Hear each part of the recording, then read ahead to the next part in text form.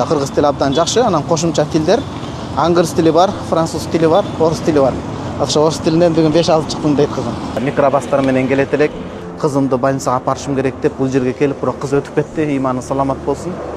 Бул жерден чыгып калдык да ошондо 10 жыл жашаган жерим Египетке келгенден баштап башкача сездимдер бул жерде. Ушул жерде биринчи кыздуу болдук, Ханифа. Маликабыз да ушул жерде төрөлдү. Мухаммад эми башка экинчи үйдө төрөлдү. 2011ден берки жашоодо ушул 3 квартирага чыгыппыз жалпы жонуна. Биринчи тун кызыбыз Ханифадан баштап эле келинчегим экөөбүз үйдө так нукура адаби тилде сүйлөгөнгө аракет кылып талпынып келебиз. Куран Алланын сөзүнө көбүрөөк мындай ыктаган калктардын бири болот. Аркабызда деле мынакей Куран окуп отурат, өзү болбосо жумушта, бирок бош убактысында мындай Куран менен алек жөө жүргөн убакыттар болду.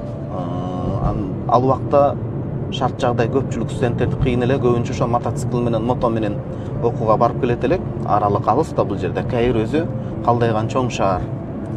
Көбүнчө ошондой учурлар өттү. Анан бул унаага жеткенибиз 1-2 жылдын эле жүзү болду негизи. Бул Курандын өзгөчөлүгү сырты дагы жакшы, анан ичинде карасаңыздар көзгө көп чагылышып кыйнабайт. Анан Куранда окуганда, баягы китепте Куранды ушундай тандаш керек. Могу бетин ачканда аркы бетиндеги жазуулар көрүнүп калбагандай жука болбош керек. Анан аркы бетиндеги жазуулар көрүнүп өтө жука болуп калса, көздү кыйнап коет.